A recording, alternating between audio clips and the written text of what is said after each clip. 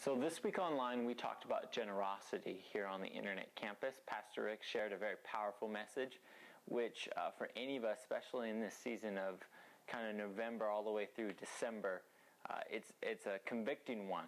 Because as he talked about, he says the Bible paints a picture, and our culture paints a picture that materialism, the desire to want something else, that things can fill us up, holds us tight.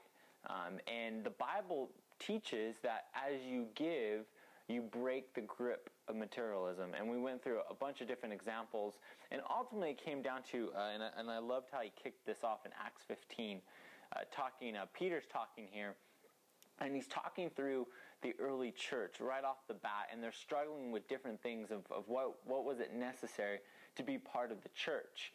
And there are two different types of people, Gentiles and Jewish people. And Gentiles were non-Jews. And people wanted their different cultures or their traditions to be part of the process because that's what they thought. And Peter, as an example, as they're having this council, he brings up the gift of Christ. And Acts 15:11 says this, "We are saved because the Master Jesus amazingly and out of sheer generosity moved to save us."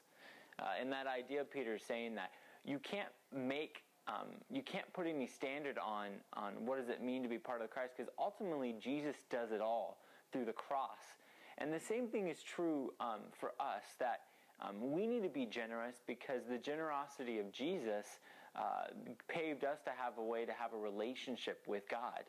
And so if we're, it's like we get a gift, and if we don't give out, it's hypocritical. And so this season, make sure you think of others and not just yourself only. And you still have a couple more chances this week to catch the message at saddleback.com/online. But ultimately, online community. It doesn't matter, again, if you live in California or Bangkok. It doesn't matter. That you need to be generous. And a couple ways you can do that online. First, if you're not giving regularly, meaning that if you call Saddleback Online your home, make sure you're tithing. And if you go to saddleback.com/giving, and at the bottom of our main page at Saddleback Online, there's a button at the bottom that says giving. Pastor Rick talks about the biblical principles of giving and what does it mean to tithe and give and so forth. But you can give online, and you need to be giving to a church. If you call a church home. And so, and you can indicate on there that I attend online. It's an online campus. And if you're part of a Saddleback extension, we actually have a little drop box that says I'm part of a Saddleback extension. But you can be generous this year by giving. My wife and I, we give to Saddleback. And so that's something we do online. And so you can do that too, part of the online community. Another way you can be generous is that you can make a Christmas peace box. Here at our campuses, we give out boxes, but online what we're doing is that we actually made a way for you to build a Christmas peace box. All you got to do is get a box and fill it with a bunch of goodies. And if you go to saddleback.com/online, you'll see a little blog that says Christmas peace box, and I list out everything, all the details of what that looks like. And so how to be generous this season. You can start giving if you don't already, and you can go to saddleback.com/giving. And build a Christmas peace box for somebody in your community, and go to our blog to learn more. Lastly, and really what I want to just sum this up is that if God puts someone on your heart in the midst of the moment, remember, authentic generosity is voluntary, it's cheerful, and it's thoughtful, meaning that it's not something that's pressured, it's something that you plan out. But really, lay it on your heart. Is there somebody in your life God wants you to do something extra for? Maybe this month it's just, when you go out to lunch at work, or you take a friend out, maybe you just pay for the meal because they're having a rough month. And you don't give an explanation of why and all that. You just hey, I just want to pay for your meal. That's my Christmas gift, something extra.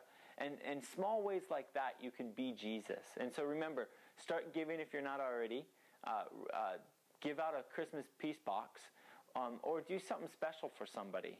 Think about it like, a couple random acts of kindness this month, a way you can be Jesus. But ultimately, that's how you can be generous this season. And so we'll share more ways on our Facebook and Twitter page. But I just wanted to ask you, which one are you going to start doing this season? How are you going to be generous? Or what was your most powerful kind of takeaway from that message, or what convicted you the most? So let's have a little bit of a conversation on our, if you're watching on YouTube, comment below, on our Facebook page, or even on our blog. But let's have a little conversation. How are you going to be generous this season? Are you going to take one of those 3 steps?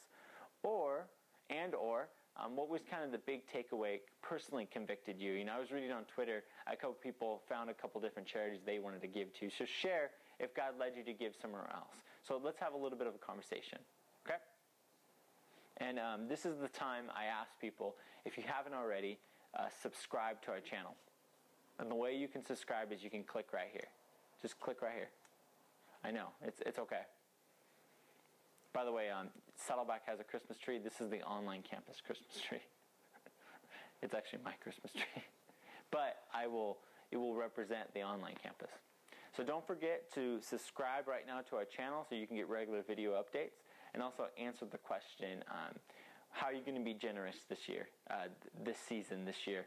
And then if there's something else, what else convicted you with this message, or how did God move you to apply to be generous this Christmas?